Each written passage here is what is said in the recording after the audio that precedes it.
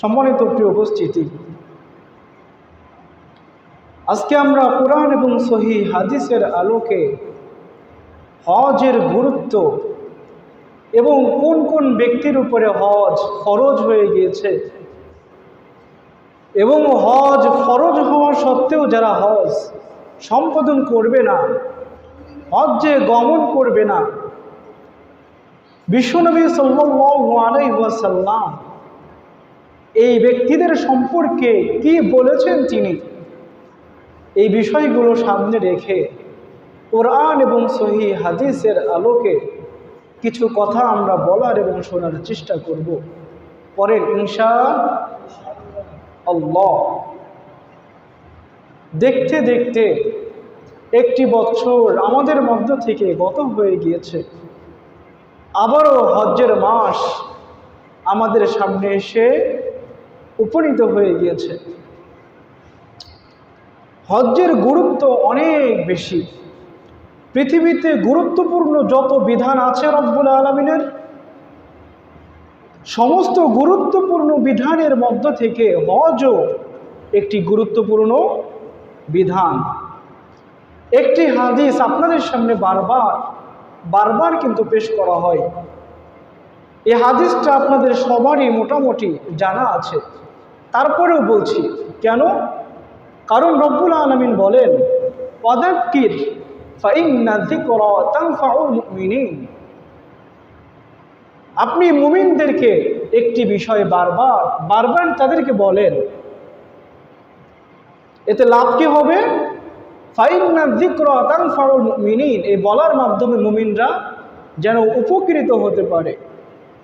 এই জন্য হাদিসটা আপনাদের মুখস্থ থাকা সত্ত্বেও বলছি। হাদিসটা হলো, বিশ্বনবী সাল্লাল্লাহু আলাইহি ওয়াসাল্লাম বলেন, বুনিয়াল ইসলামু আলা খামস। এর অর্থটা আজকে আপনাদেরকে বলতে হবে। রব্বুল আলামিন গোটা ইসলামটাকে তিনি কয়টি পিলারের উপরে দাঁড় করিয়েছেন? একসাথে জোরে বলতে হবে, কয়টি? 5টি। প্রথম পিলারের নাম হচ্ছে শাহাদাতিন আল্লাহ ইলাহা ইল্লাল্লাহ ওয়া আন্না মুহাম্মাদার রাসূলুল্লাহ। আল্লাহর প্রতি এবং আল্লাহর নবীর প্রতি বিশ্বাস স্থাপন করতে হবে।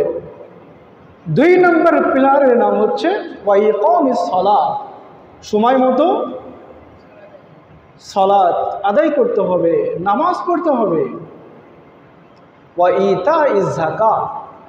3 নম্বর পিলারের নাম হচ্ছে, যদি আপনার উপরে যাকাত ফরজ হয়ে থাকে তাহলে প্রত্যেকটা বছরে যাকাত আদায় করে দিতে হবে। নাম্বার 4 ওয়াল হাজ্জি।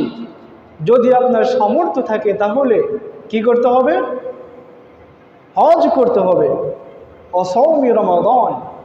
নাম্বার 5 নম্বরে রমাদান মাসের রোজাগুলো আদায় করতে হবে। তো কয়টি পিলার গেল? 5টি।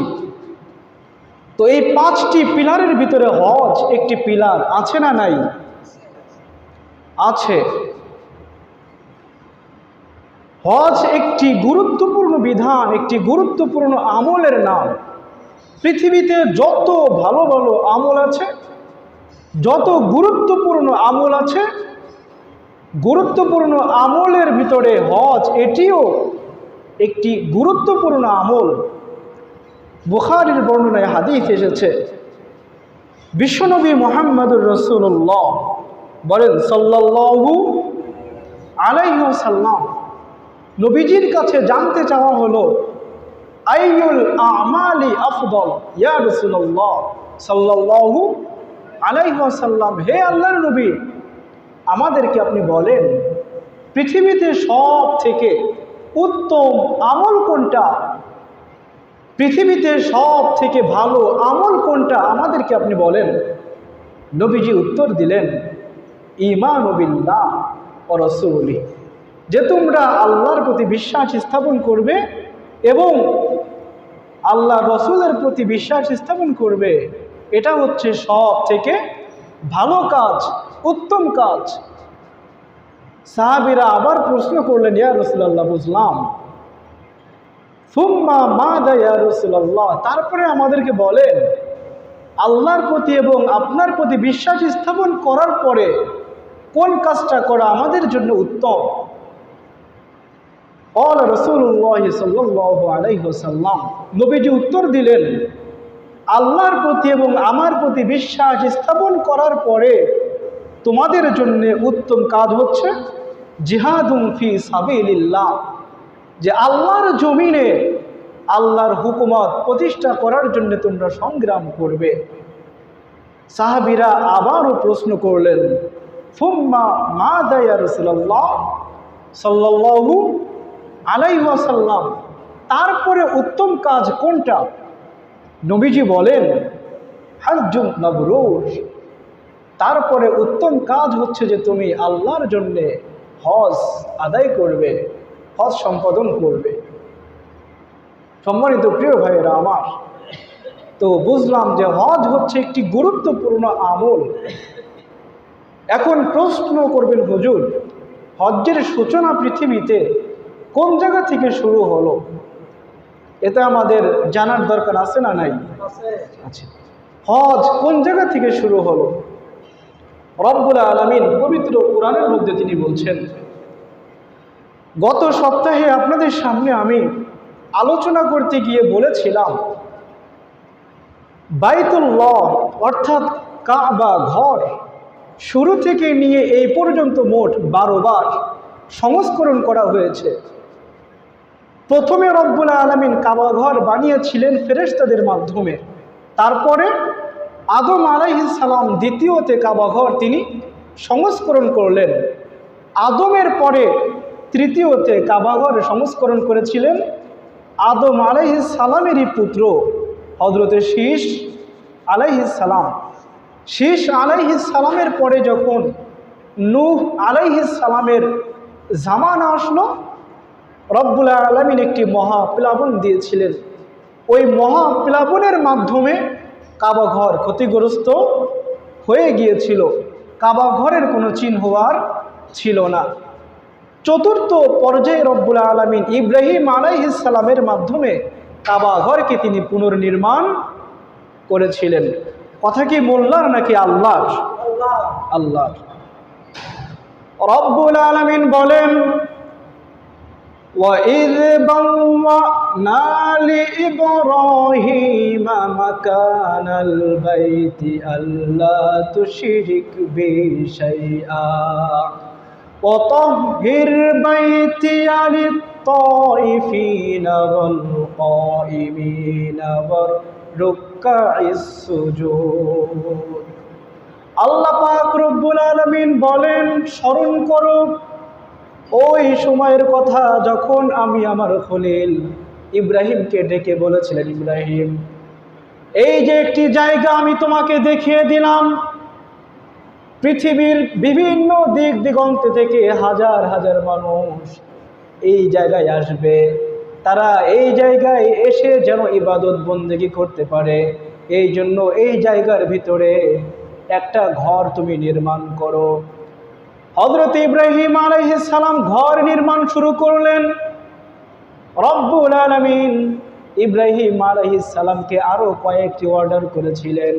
1 নম্বর আদেশ ছিল, ইব্রাহিম, ঘর যখন নির্মাণ হয়ে যাবে মনে রেখো, তোমার জন্য 1 নম্বর আদেশ হচ্ছে আল্লাহ তুশরিক বি শাইআ, খবরদার পৃথিবীতে যতদিন তুমি জীবিত থাকবা কখনো আমি আল্লাহর সাথে কাউকে অংশীদারিত্ব বানিয়ে ফেলবা না। তোমার জন্য 2 নম্বর আদেশ হচ্ছে ওয়াতাহির বাইতি লিত-তাইফিন ওয়াল কাইমিন ওয়ার রুকআইস সুজুদ, পৃথিবী থেকে নানান রকমের মানুষ আমার এই ঘরের কাছে আসবে ইবাদত বন্দেগী করার জন্য, তাদের জন্য আমার এই ঘরটাকে তুমি পরিষ্কার পরিচ্ছন্ন করে রাখো। সুবহানাল্লাহ। আদেশ করলেন কে? আল্লাহ। 1 নম্বর আদেশ ঘর নির্মাণ করো, 2 নম্বর আদেশ খবরদার আমার সাথে কাউকে অংশীদারিত্ব বানিয়ে নিও না, 3 নম্বর আদেশ হচ্ছে পৃথিবী থেকে অনেক মানুষ এই ঘরের কাছে আসবে, তাদের জন্য আমার এই ঘরটাকে কি করবা? পরিষ্কার পরিচ্ছন্ন করে রাখবা। তার মানে বোঝা যায় মসজিদ পরিষ্কার পরিচ্ছন্ন করা এটা হচ্ছে নবীদের একটা সুন্নাহ। কাদের সুন্নাহ? নবীদের সুন্নাহ। হাদিসের মধ্যে আসছে পৃথিবীতে আপনি যাকে অনুসরণ করবেন রব্বুল আলামিন পরকালে আপনাকে ওই ব্যক্তির সাথেই রাখবেন। এখন যদি আপনি মসজিদে এসে মসজিদ পরিষ্কার পরিচ্ছন্ন করেন তাহলে তো নবীজির হাদিস পরকালে আপনাকে আল্লাহ পাক ইব্রাহিমের সাথেই রাখবে। আর যদি আপনাকে ইব্রাহিমের সাথে রাখে এটা তো মনে হয় আপনার জন্য খুবই দুঃখজনক, আনন্দদায়ক। কারণ আমরা তো পৃথিবীতে কত মানুষের জন্য দোয়া করি, আর ইব্রাহিমের জন্য দোয়া করেছেন স্বয়ং আল্লাহ। কোরআনের মধ্যে আছে সালামুন আলা ইব্রাহিম, আল্লাহ বলেছেন ইব্রাহিম তোমার উপরে শান্তি বর্ষিত হোক। সুবহানাল্লাহ। ইব্রাহিম আলাইহিস সালাম তার সন্তান ইসমাইল আলাইহিস সালামকে নিয়ে কাবা ঘর তিনি নির্মাণ করতে শুরু করলেন। কাবা ঘর যখন অর্ধেক নির্মাণ করা হলো, সবে মাত্র প্রাচীরটা উঠানো হয়েছে, তখন বাপ বিটা দুজনে একত্রিত হয়ে রব্বুল আলামিনের কাছে দোয়া করলেন। আর এই দোয়ার মধ্যে এত সুন্দর সুন্দর কিছু কথা তারা বললেন, যে কথাগুলো রব্বুল আলামিনের কাছে এতটা ভালো লেগে গিয়েছিল যে রব্বুল আলামিন বাপ বেটার ওই কথাগুলো তিনি কোরআনের মধ্যে তুলে দিয়েছেন, যেন কিয়ামত পর্যন্ত মানুষ এই কথাগুলো তারা জানতে পারে। কি ছিল সেই কথাগুলো আপনারা শুনতে চান না? বাপ বেটা দোয়া করলো। কি দোয়া? রব্বুল আলামিন বলেন বাপ বেটা বলেছিল وَإِذْ يَرْفَعُ إِبْرَاهِيمُ الْقَوَاعِدَ مِنَ الْبَيْتِ وَإِسْمَاعِيلُ رَبَّنَا تَقَبَّلْ مِنَّا إِنَّكَ أَنْتَ السَّمِيعُ الْعَلِيمُ। ইব্রাহিম এবং ইসমাইল আলাইহিস সালাম যখন তারা কাবা ঘরের প্রাচীরটা উঠালেন তখন তারা দোয়া করলেন, রব্বানা, হে আমাদের পালনকর্তা, তাকাব্বাল মিন্না ইন্নাকা আনতাস সামিউল আলিম, আমরা যে কাজটা করলাম তোমার সন্তুষ্টির জন্যে, সুতরাং আমাদের পক্ষ থেকে এই কাজটাকে তুমি কবুল করো। তো এখান থেকে একটা শিক্ষা, ভালো কাজ যখন আমরা করব ওই কাজটা কবুল করার জন্যে দোয়া করব কার কাছে? আল্লাহর কাছে। তারা দোয়ার মধ্যে আরো বললেন, দোয়ার মধ্যে তারা আরো বলেছিলেন, রব্বানা ওয়াজআলনা মুসলিমাইনি লাকা ওয়া মিন যুররিয়্যাতিনা উম্মাতাম মুসলিমাতাল লাক। কি চমৎকার কথা! রব্বানা, হে আমাদের পালনকর্তা, ওয়াজআলনা মুসলিমাইনি লাক, তুমি আমাদের বাপ বেটাকে মুসলমান বানাও, সারা জীবন যেন মুসলমান পরিচয় দিতে পারি, এই তৌফিক তুমি আমাদেরকে দান করো। দোয়া করছেন কে? ইব্রাহিম আলাইহিস সালাম, যে আমাদের বাপ বেটাকে তুমি মুসলমান বানাও। স্বার্থপরের মতো নিজেই দোয়া করেছেন। শুধু নিজের জন্য ব্যাপারটি এমন নয়, বরং আপনারা আমার জন্যে পৃথিবীতে কিয়ামত পর্যন্ত যত মুসলমান আসবে তাদের জন্য তিনি এই দোয়াটা করলেন, রব্বানা ওয়াজআলনা মুসলিমাইনি লাক ওয়া মিন যুররিয়াতিনা উম্মাতাম মুসলিমাতাল লাক, এবং আমাদের বংশধরেরা যারা পৃথিবীতে আসবে তারাও যেন সদা সর্বদা নিজেদেরকে মুসলমান বলে পরিচয় দিতে পারে, সেই তৌফিক তুমি তাদেরকে দিও। কিন্তু দুঃখজনক ব্যাপার হচ্ছে আজকে আমরা মুসলমান, এই পরিচয় দিতে আমরা যতটুকু পছন্দ করি তার থেকে বেশি পছন্দ করি কি পরিচয় দিতে? আমি আওয়ামী লীগ, আমি বিএনপি, আমি আহলুল হাদিস, আমি হানাফি, আমি দেওবন্দি, এমন পরিচয় দিই না? কিন্তু পরিচয় তো দিতে হবে কি বলে? আল্লাহ পাক নিজেই বলেছেন, ওয়ামান আহসানু কওলাম মিম্মান দাআ ইলাল্লাহ, পৃথিবীতে ওই ব্যক্তির থেকে আর কার কথা বেশি উত্তম হতে পারে, আর কার কথা বেশি চমৎকার হতে পারে, যে ব্যক্তি সারাটা জীবন মানুষদেরকে আমি আল্লাহর দিকে আহ্বান করে, ওয়া আমিলা সালিহা, এবং সে নিজেও ভালো কাজ করে, ওয়াকালা ইন্নানি মিনাল মুসলিমিন, এবং সদা সর্বদা কেবলমাত্র একটা পরিচয় তারা দেয়, আরে আমি তো মুসলমান। আল্লাহ পাক বলেন যে তোমরা পরিচয় দাও যে তোমরা মুসলমান, কিন্তু আমরা এখন কি পরিচয় দেই? আমি হানাফি, আমি মালিকি, আমি শাফি, আমি হাম্বলি। আজকে এই বিভিন্ন দিকে পরিচয় দেওয়ার কারণে আজকে কিন্তু মুসলমানদের মধ্যে বিভক্তি সৃষ্টি হয়ে গিয়েছে। মুসলমানরা একে অপরের থেকে কি হয়ে গিয়েছে? আলাদা হয়ে গিয়েছে। তো এখন থেকে আমরা পরিচয় দেব কি? আমরা আর কখনো বলবেন আমরা হানাফি, আমরা আহলে হাদিস, এটা বলবেন? কি বলবেন? আমরা মুসলমান। সম্মানিত প্রিয় ভাইয়েরা আমার, ইব্রাহিম আলাইহিস সালাম বাপ বেটা যখন কাবা ঘর তারা নির্মাণ শুরু করলেন, কাবা ঘর নির্মাণ করতে করতে একটি সময়ে কাবা ঘর নির্মাণ শেষ হয়ে গেল। তখন রব্বুল আলামিন ইব্রাহিম আলাইহিস সালামকে অর্ডার করলেন, আদেশ করলেন। কি আদেশ করলেন? রব্বুল আলামিন বলেছিলেন, ইব্রাহিম وَأَذِّنْ فِي النَّاسِ بِالْحَجِّ يَأْتُوكَ رِجَالًا وَعَلَى كُلِّ ضَامِرٍ يَأْتِينَ مِنْ كُلِّ فَجٍّ عَمِيقٍ।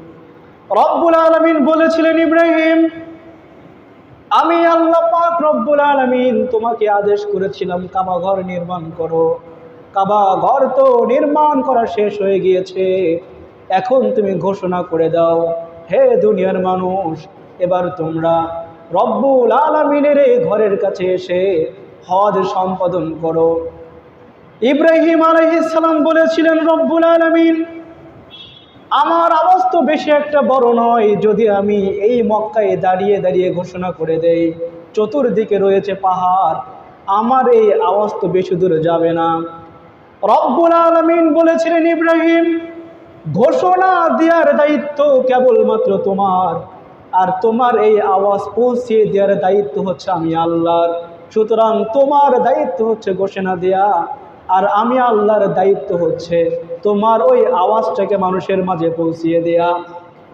সাইয়্যিদিনা হযরত ইব্রাহিম আলাইহিস সালাম মাকাম ইব্রাহিমের উপরে দাঁড়িয়ে, অথবা কেউ কেউ বলেছিলেন আবু কুবাইস পাহাড়ের উপরে দাঁড়িয়ে তুমি মানুষদেরকে হজ্জের দিকে আহ্বান করলেন।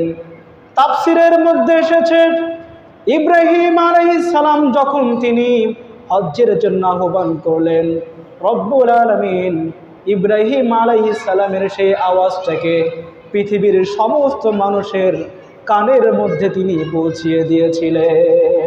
সুবহানাল্লাহ। পৃথিবীতে ওই সময় যত মানুষ ছিল, সমস্ত মানুষ ইব্রাহিম আলাইহিস সালামের সেই আওয়াজ শুনতে পেয়েছিল। সম্মানিত প্রিয় ভাইয়েরা, এই হজ এটা কি নফল নাকি ফরজ? বলেন তো, কে বলতে পারবে? হজ কি নফল নাকি ফরজ? ফরজ।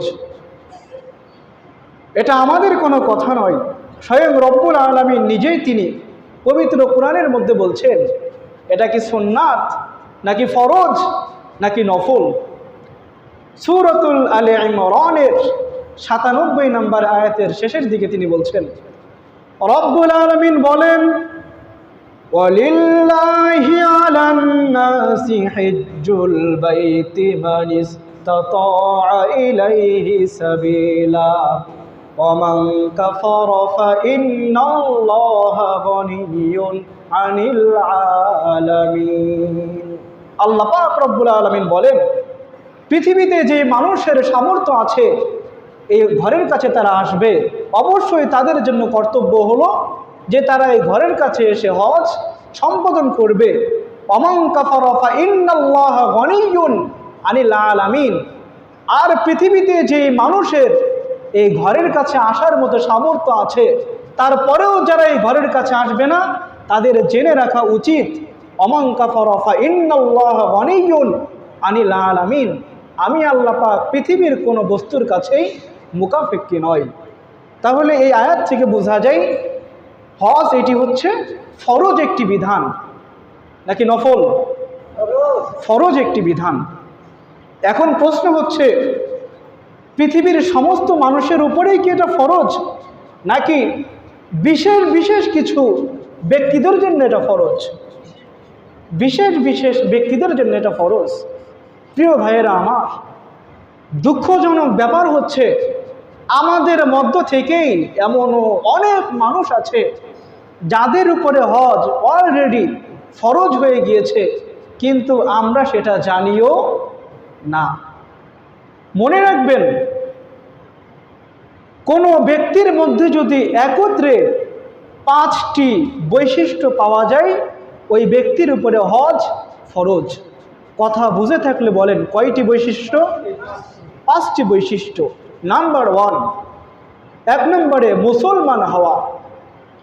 আমি যে 5টি পয়েন্ট বলবো আপনারা মিলাবেন যে 5টি বৈশিষ্ট্যের ভিতরে কয়টা বৈশিষ্ট্য আপনার মধ্যে আছে।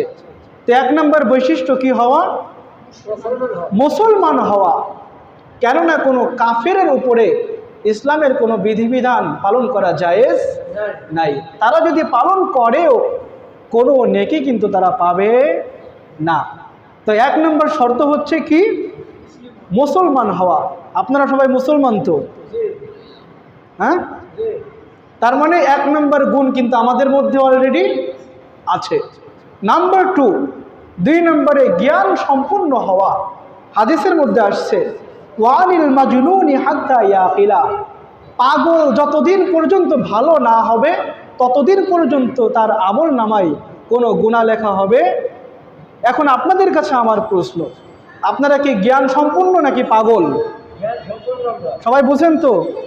তার মানে 2 নম্বরে যে বৈশিষ্ট্য থাকার কথা ছিল সেইটাও কিন্তু পাওয়া গিয়েছে। নাম্বার 3, বালেগ হওয়া। কেননা কোনো নাবালেগের উপরে ইসলামের বিধিবিধান যদি সে পালন না করে তার আমল নামায় কিন্তু গুনাহ লেখা হয় না। কয়টা বৈশিষ্ট্য গেল? 1 নম্বরে মুসলমান হওয়া, 2 নম্বরে জ্ঞান সম্পূর্ণ হওয়া, 3 নম্বরে বালেগ হওয়া। তার মানে 3টা বৈশিষ্ট্য কিন্তু আমাদের মধ্যে অলরেডি পাওয়া গিয়েছে। নাম্বার 4, স্বাধীন হওয়া। যদি কোনো ব্যক্তি জেলখানায় বন্দি থাকে ওই ব্যক্তির উপরে কিন্তু হজ ফরজ হবে না। স্বাধীন হওয়া। আপনারা সবাই স্বাধীন তো নাকি? তার মানে 4 নম্বর বৈশিষ্ট্য কিন্তু আছে। নাম্বার 5, সামর্থ্যবান হওয়া। অর্থাৎ পরিবারের সমস্ত ভরণ পোষণ পূরণ করার পরে কাবা ঘরের কাছে গিয়ে যদি আপনি ফিরে আসতে পারেন, এতটুকু সামর্থ্য যদি আপনার থাকে, তাহলে আপনার উপরেও কিন্তু হজ ফরজ হয়ে গিয়েছে। এখন আপনি নিজে হিসাব করবেন যে আসলে আপনার কাছে যেই পরিমাণ টাকা আছে এই টাকা দিয়ে কাবা ঘরের কাছে গিয়ে আসার মতো সামর্থ্য আছে কিনা, সম্ভব হবে কিনা। যদি সম্ভব হয় তাহলে আপনার উপরেও কিন্তু হজ ফরজ হয়ে গিয়েছে। প্রিয় ভাইয়েরা আমার, এই যে 5টি বৈশিষ্ট্য বললাম এটি হচ্ছে পুরুষের জন্য প্রযোজ্য। মা বোনদের জন্য হজ ফরজ হওয়ার জন্যে 6 নম্বরে আরেকটি শর্ত আছে, সেটি হচ্ছে মাহরাম কোনো ব্যক্তি থাকা। অর্থাৎ পৃথিবীতে এমন কোনো ব্যক্তি আছে যাদের সাথে দেখা করা জায়েজ, যেমন নিজের আপন সন্তান, স্বামী, নিজের বাবা, এমন কিছু ব্যক্তি রয়েছে। তো এই ব্যক্তিগুলো উপস্থিত থাকা। যদি মাহরাম কোনো ব্যক্তি না থাকে তাহলে মা বোনদের জন্য হজ ফরজ হবে না। তো এই যে 5টি বৈশিষ্ট্যের কথা বললাম, আজকে বাড়িতে গিয়ে নির্জনে বসে বসে একটু চিন্তা করবেন যে আসলে কি আমার উপরে হজ ফরজ হয়েছে কিনা। যদি ফরজ হয় তাহলে কি করতে হবে? হজ পালন করতে হবে। প্রিয় ভাইয়েরা আমার, এখন যদি হজ আপনার উপরে ফরজ হয়েই থাকে তাহলে জীবনে কতবার হজ করা আপনার জন্য ফরজ? যেমন নামাজ, এটা কি নফল নাকি ফরজ? জীবনে একবার পড়লেই কি যথেষ্ট? দিনে কয়বার পড়তে হয়? 5 বার। তো হজও এটাও তো একটা ফরজ বিধান। এখন এটাও কি নামাজের মতো প্রত্যেকটা বছর একবার করতে হবে নাকি জীবনে একবার করলেই হবে? হাদিসের মধ্যে আসছে, আবু দাউদের বর্ণনা, বিশ্বনবী মুহাম্মদুর রাসূলুল্লাহ সাল্লাল্লাহু আলাইহি ওয়াসাল্লামকে প্রশ্ন করা হলো, ইয়া রাসূলুল্লাহ সাল্লাল্লাহু আলাইহি ওয়াসাল্লাম, আল হাজ্জু ফি কুল্লি সানাতিন আও মাররাতান ওয়াহিদা, হে আল্লাহর নবী আমাদেরকে বলেন, আমাদের কোনো ব্যক্তির উপরে যদি হজ ফরজ হয়ে থাকে তাহলে কি প্রত্যেক বছরই হজ করতে হবে, নাকি জীবনে একবার হজ পালন করলেই হবে? ফাকাল নবী সাল্লাল্লাহু আলাইহি ওয়াসাল্লাম, নবীজি উত্তর দিলেন, শোনো, বাল মাররাতান ওয়াহিদা, যদি তোমার উপরে হজ ফরজ হয়ে থাকে তাহলে জীবনে একবার যদি হজ আদায় করো তাহলে যথেষ্ট হয়ে যাবে। ফামান যাদা ফাহুয়া তাতাওয়ু, একবার আদায় করার পরে যদি বারবার আদায় করো তাহলে ওই হজগুলো নফল হিসাবেই কি হবে, গণ্য হয়ে যাবে। তাহলে বোঝা গেল জীবনে একবার হজ আদায় করলে যথেষ্ট হয়ে যাবে। প্রিয় ভাইয়ের আমার, যদি আপনার উপরে হজ ফরজ হয়েই থাকে তাহলে বিলম্ব না করে আমাদের উচিত হবে অনতি বিলম্বে হজ্জে গমন করে হজ সম্পাদন করে ফেলা। কারণ বিশ্বনবী সাল্লাল্লাহু আলাইহি ওয়াসাল্লাম বলেছেন, ইবনে মাজার বর্ণনায়, মান আরাদাল হজ, যে ব্যক্তি হজ্জে গমন করার ইচ্ছা করে, ফালইয়াতাআজ্জাল, সে যেন বিলম্ব না করে অনতি বিলম্বে হজ সম্পাদন করে ফেলে। কারণ ফাইন্নাহু কদ ইয়ামরাদুল মারিদু, কেননা তোমরা তো জানো না যে কখন তোমরা অসুস্থ হয়ে যাবা। এটা কি কেউ বলতে পারে?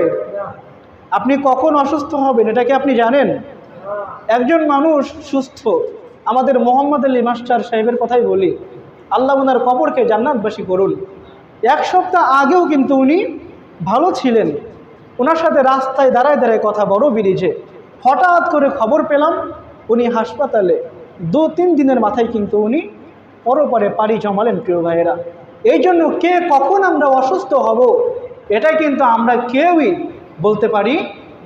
এই জন্য নবীজি বলেছেন, যখন তোমার উপরে হজ ফরজ হবে তুমি বিলম্ব না করে হজ আদায় করে ফেলো, কেননা কখন তুমি অসুস্থ হবে এটা তুমি নিজেও জানো না। নবীজি আরও বলেন, ওয়াতাদিল্লু দাল্লাতু, হজ্জে গমন করার জন্য অনেক জিনিসের প্রয়োজন পড়ে, ওই জিনিসগুলো কখন যে তোমার থেকে বিলুপ্ত হয়ে যাবে, তোমার হাত ছাড়া হয়ে যাবে, তুমি কল্পনাও করতে পারবে না। এই জন্য যতক্ষণ পর্যন্ত তোমার কাছে ওই জিনিসগুলো আছে, ওই জিনিসগুলো থাকতে থাকতেই তুমি হজ সম্পাদন করে ফেলো। নবীজি আরও বলেন, ওয়াতারিদুল হাজ্জা, যখন তোমার উপরে হজ ফরজ হয়ে গিয়েছে হজ আদায় করো, কেননা কখন তোমার সামনে প্রয়োজন চলে আসবে যখন তুমি ইচ্ছা করলেও কিন্তু আর হজ্জে গমন করতে পারবে না। এই জন্য প্রিয় ভাইয়েরা আমার, হজ যদি ফরজ হয়ে থাকে বিলম্ব না করে অনতি বিলম্বে আমাদের প্রত্যেককেই হজ সম্পাদন করে ফেলতে হবে। এখন প্রশ্ন করবেন, হুজুর যদি হজে আমরা গমন করি, যদি হজ করি তাহলে আমাদের লাভ কি হবে? কয়েকটা লাভের কথা আমাদেরকে শোনান। কারণ আমরা কিন্তু লাভ ছাড়া কেউ কিছু করতে চাই না, প্রত্যেকটা ক্ষেত্রে আমরা লাভ খুঁজি। কয়েকটি ফজিলতের কথা আপনাদের সামনে আমি তুলে ধরছি। যদি আপনি হজ্জে গমন করেন, যদি আপনি হজ পালন করেন, আপনার লাভ কি হবে? নাম্বার 1, 1 নম্বর ফজিলত হচ্ছে, নবীজি বলেন, যদি তুমি হজ্জে গমন করো রব্বুল আলামিন তোমার পিছনের সমস্ত গুনাহগুলোকে তিনি মাফ করে দিবেন। সুবহানাল্লাহ।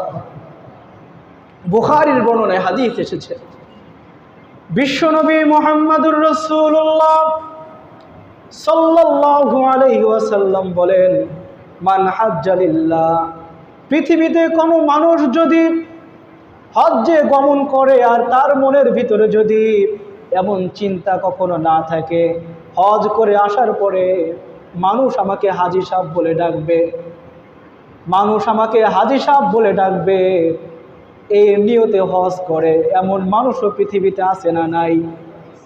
আছে না? কিছুদিন আগে খবর পেলাম একজন ব্যক্তি একটা দোকান থেকে সবসময় সে বাকি খায়। কি খায়? বাকি খায়। এখন হজ করতে গিয়েছে, হজ করে আসার পরে ওই বাকির খাতায় তো তার কয়েক হাজার টাকা অলরেডি জমা হয়ে গিয়েছে। তো হজ করে আসার পরে যখন ওই দোকানে গিয়েছে, তো দোকানদারকে বলছে, আচ্ছা আমার বাকির খাতাটা একটু বের করো তো। দোকানদার তো খুশি, সে মনে করছে যে ওনার যেহেতু অনেক টাকা বাকি হয়ে গিয়েছে, বোধহয় সমস্ত টাকা কি করবে, ক্লিয়ার করে দিবে। খাতা যখন বের করছে, বের করার পরে বলতেছে, আমার নাম লেখছে মোহাম্মদ আব্দুল কুদ্দুস, এখন কুদ্দুসের আগে হাজি সাহেব লাগাও, কারণ আমি কি করে আসছি, হজ করে আসছি। টাকা কিন্তু দেয় নাই, খাতাটা খুলাইলো কেন, নামের পূর্বে। তো ওই যে হজ করলো আল্লাহর সন্তুষ্টির জন্যে নাকি মানুষ ওকে হাজি সাহেব বলবে এই জন্যে। কিছুদিন আগে এক ফার্মেসিতে দেখলাম যে ফার্মেসির উপরে লেখা ডবল হাজি ফার্মেসি। কি হাজি? ডবল হাজি ফার্মেসি। তা আমি গিয়ে জিজ্ঞেস করলাম, আচ্ছা ডবল হাজি লেখার কারণটা কি? তো ওই ডাক্তার সাহেব বলতেছে যে এই দোকানের মালিক যে সে পর্যন্ত 2 বার হজ করছে, এই জন্য কি হাজি, ডবল হাজি। তো প্রিয় ভাইয়েরা, হজ করতে হবে কি মানুষকে দেখানোর জন্যে নাকি আল্লাহর জন্যে? নবীজি বলেন, মান হাজ্জা লিল্লাহ, যে ব্যক্তি কেবলমাত্র রব্বুল আলামিনকে খুশি করার জন্য হজ করবে, ফালাম ইয়ারফুস ওয়ালাম ইয়াফসুক, এবং হজ্জে গিয়ে রব্বুল আলামিনের দেয়া নিষিদ্ধ কোনো বিধান সে পালন করবে না, রাজাআকা ইয়াউমি ওয়ালাদাতহু উম্মুহু, রব্বুল আলামিন এই ব্যক্তিকে ওই শিশুর মতো নিষ্পাপ বানিয়ে দেবে, যেই শিশুটি কিছুক্ষণ পূর্বে তার মায়ের পেট থেকে জন্মগ্রহণ করেছে। অর্থাৎ নবীজি বোঝাতে চান, যদি আপনি হজ্জে গমন করেন আর আপনার ওই হজ যদি আল্লাহর কাছে কবুল হয়েই থাকে, রব্বুল আলামিন আপনার পিছনের সমস্ত গুনাহগুলোকে তিনি মাফ করে দিবেন। সুবহানাল্লাহ। এটা হচ্ছে 1 নম্বর ফজিলত। 2 নম্বর ফজিলত হচ্ছে, যদি আপনি হজ্জে গমন করেন আর আপনার হজ যদি কবুল হয়েই থাকে, এর প্রতিদান হচ্ছে কেবলমাত্র জান্নাত। আমরা এই যে নামাজ কালাম পড়ি, আমাদের উদ্দেশ্য কি, জান্নাতে যাওয়া নাকি জাহান্নামে যাওয়া? যারা আসতে বললেন বা যারা বলেন নাই, তাদের মনে হয় জান্নাতে যাওয়ার কোনো ইচ্ছাই নাই। আছে? আমরা ইবাদত করি কোন উদ্দেশ্যে, জান্নাতে যাওয়ার জন্য নাকি জাহান্নামে যাওয়ার জন্যে? জান্নাতে যাওয়ার জন্যে। নবীজি বলেন, ওয়াল হাজ্জুল মাবরুর ওয়ালাইসা লাহু জাযাউ ইল্লাল জান্নাহ, যদি তুমি হজ্জে গমন করো আর তোমার ওই হজ যদি কবুল হয়েই থাকে, রব্বুল আলামিন অবশ্যই পরকালে তোমাকে জান্নাতের মধ্যে প্রবেশ করিয়ে দিবেন। 3 নম্বর ফজিলত হচ্ছে, যারা হজ্জে গমন করবে তারা হচ্ছে রব্বুল আলামিনের মেহমান। কার মেহমান? আল্লাহর মেহমান। হাদিসের মধ্যে আসছে, নবীজি বলেন, আল গাজি ফি সাবিলিল্লাহ ওয়াল হাজ্জ ওয়াল মুতামিরু ওয়াফদুল্লাহ, যারা আল্লাহর রাস্তায় জিহাদ করার জন্য বের হয় এবং হাজী সাহেবগণ, এরা হচ্ছে রব্বুল আলামিনের মেহমান। দাআহুম ফাআজাবুহু, এই লোকগুলো যখন আল্লাহর কাছে দোয়া করে, ফাআজাবুহু, নবীজি বলেন রব্বুল আলামিন অবশ্যই তাদের দোয়াগুলো তিনি কবুল করেন। ওয়াসআলুহুম ফাআতুহুম, এবং যখন তারা আল্লাহর কাছে কোনো কিছু চায়, অবশ্যই রব্বুল আলামিন এই জিনিসটা তাদেরকে তিনি দান করেন। সুবহানাল্লাহ। 4 নম্বর ফজিলত হলো, যদি কোনো ব্যক্তি হজ্জে গমন করতে গিয়ে মৃত্যুবরণ করে, কিয়ামত পর্যন্ত সে হজ্জের নেকিগুলো পাইতেই থাকবে। হাদিসের মধ্যে আসছে, নবীজি বলেন, মান খরাজা হাজ্জুন ফামাতা, যে ব্যক্তি হজ্জে গমন করে মৃত্যুবরণ করবে, রব্বুল আলামিন কিয়ামত পর্যন্ত তার আমল নামায় হজ্জের নেকি তিনি লিখতেই থাকবেন। এটা কিন্তু মুরব্বীদের জন্য একটা প্লাস পয়েন্ট নাকি? অনেক মানুষ চিন্তা করে, আমি মুরব্বী হয়ে গিয়েছি, বয়স হয়ে গিয়েছে আমার, সেখানে গিয়ে যদি মৃত্যুবরণ করি, এই চিন্তা করে আর কিন্তু যায় না। তো যদি আপনি সেখানে গিয়ে মৃত্যুবরণ করেন, তাহলে কি লজ নাকি লাভ? লাভ। 5 নম্বর ফজিলত হলো, সেখানে একটি পাথর রয়েছে, পাথরের নাম হচ্ছে হাজরে আসওয়াদ। ওই পাথরে যদি কোনো ব্যক্তি চুমো দেয়, নবীজির হাদিস, রব্বুল আলামিন ওই ব্যক্তির সমস্ত গুনাহগুলোকে তিনি মাফ করে দিবেন। সুবহানাল্লাহ। হাদিসের মধ্যে আসছে, নাযহারুল হাজারুল আসওয়াদু মিনাল জান্নাহ, রব্বুল আলামিন জান্নাত থেকে তিনি ওই পাথরটিকে পাঠিয়েছেন। কোন জায়গা থেকে? জান্নাত থেকে। অহুয়া আসাদ্দু বায়াযাম মিনাল লাবান, আর ওই পাথরটিকে যখন জান্নাত থেকে পাঠানো হয়েছিল তখন পাথরটির রং ছিল দুধের থেকেও অনেক বেশি সাদা। তাহলে কালো হলো কেন? কারণ হচ্ছে নবীজি বলেন, ফাসাউ ওয়াদাথু খতায়া বানি আদম, আদম সন্তান যখন ওই পাথরে চুমু দেয় তখন এই পাথরটা আদম সন্তানের গুণাগুলো চোষক দিয়ে নিয়ে যায়। আদম সন্তানের এই গুণাগুলোই ওই পাথরটাকে কালো বানিয়ে দিয়েছে। হাদিসের মধ্যে আরও আসছে, নবীজি বলেন, আল্লাহি, আল্লাহর কসম, লা ইয়াবআসান্নাহুল্লাহু ইয়াউমাল কিয়ামা, কিয়ামতের ময়দানে পাথরটিকে রব্বুল আলামিন এমন অবস্থায় তিনি উঠাবেন, আইনানি ইবসিরু বিহিমা, যে পাথরটার দুটি চক্ষু থাকবে। চক্ষু দিয়ে আমরা কি করি? দেখি। ওই পাথরটার দুটি চক্ষু থাকবে, যেই দুটি চক্ষু দিয়ে ওই পাথরটা সেদিন দেখবে। ওয়ালিসানুন ইয়ানতিকু, এবং ওই পাথরটির একটি জিহ্বা থাকবে, যেই জিহ্বা দিয়ে সে কি করবে? কথা বলবে। ইয়াশহাদু আলা মান ইসতালামাহু বিহাক্কিন, নবীজি বলেন, যেই ব্যক্তি সত্য হৃদয়ে ওই পাথরটাকে একবার স্পর্শ করবে, কিয়ামতের ময়দানে পাথরটা রব্বুল আলামিনের কাছে এই ব্যক্তির জন্য কি করবে? সাক্ষ্য দিবে। তো আমরা এই হাদিস থেকে জানতে পারলাম 5 নম্বর ফজিলত হচ্ছে, ওই পাথরে যদি কোনো ব্যক্তি একবার চুমো দেয় তাহলে কি হবে? ওই ব্যক্তির সমস্ত গুনাহগুলো রব্বুল আলামিন মাফ করে দিবেন। সর্বশেষ আরেকটি ফজিলত বলে আলোচনা শেষ করছি। হজ্জে গমন করার পরে মানুষ কিন্তু তালবিয়া পাঠ করে, পারেন তো আপনারা? লাব্বাইক আল্লাহুম্মা লাব্বাইক, লাব্বাইক লা শারীকা লাকা লাব্বাইক, ইন্নাল হামদা ওয়ান নি'মাতা লাকা ওয়াল মুলক লা শারীকা লাক। আচ্ছা, এই যে তালবিয়া, এটার অর্থ কি আপনারা কখনো শুনেছেন? লাব্বাইক আল্লাহুম্মা লাব্বাইক, লাব্বাইক লা শারীকা লাকা লাব্বাইক আল্লাহ, আমি তোমার ডাকে সাড়া দিয়ে তোমার ঘরের কাছে এসে উপস্থিত হয়ে গিয়েছি, আর আমি সাক্ষ্য দিচ্ছি। কি সাক্ষ্য? লা শারীকা লাক, কখনোই আমি তোমার সাথে কাউকে অংশীদারিত্ব বানাবো না। লাকাল হামদু, সমস্ত প্রশংসা তোমার। লাকাল হামদা ওয়ান নি'মাতা, সমস্ত নিয়ামতও তোমার। লাকা ওয়াল মুলক, এই পয়েন্টটা ভালো করে বুঝেন। লাকা ওয়াল মুলক, আর রাজত্বও তোমার, পৃথিবীও তোমার। পৃথিবী যেহেতু তোমার, রাজত্ব চলবে আমার, নাকি কার? আল্লাহর রাজত্ব চলবে। হাজী সাহেব কিন্তু আল্লাহর কাছে দাঁড়িয়ে দাঁড়িয়ে সাক্ষ্য দিচ্ছে, লাকা ওয়াল মুলক, রাজত্ব তোমার, পৃথিবী তোমার। আমি তো কেবলমাত্র একজন শাসক। শাসক কেন হয়েছি? যেন তোমার দিয়া বিধান দিয়ে রাষ্ট্র পরিচালনা করতে পারি। আল্লাহর সাথে এই ওয়াদা করে নিজের দেশে আসে। দেশে আসার পরে মাইক একটা সামনে নিয়ে ঘোষণা দেয়, ভাইয়েরা আমার,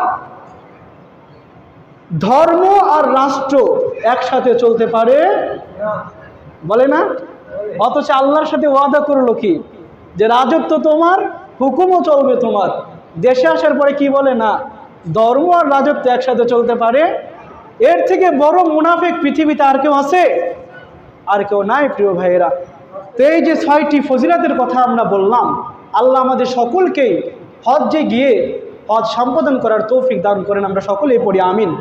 এখন আপনি যদি হজ ফরজ হওয়ার পরেও হজে না যান, নবীজি বলেন, তিরমিজির বর্ণনা, এই ব্যক্তি হোক ইহুদি হয়ে মারা যাক অথবা খ্রিস্টান হয়ে মারা যাক, আমি নবীর কোনো কিছুই আসে যায় না। আপনি মুসলমান হয়ে মরেন, নাকি খ্রিস্টান হয়ে মরেন, নাকি ইহুদি হয়ে মরেন, নবীজির কিছুই আসে যায় না। অর্থাৎ পরকালে নবীজির শাফায়াত আপনার কপালে জুটবে না। এই জন্য যাদের উপরে হজ ফরজ হয়ে গিয়েছে, বিলম্ব না করে অনতি বিলম্বে আল্লাহ আমাদের সকলকে হজ পালন করার তৌফিক দান করেন। আমরা সকলেই পড়ি আমিন। হাযা মিন ইলমি ওয়াল ইলমু ইনদাল্লাহ।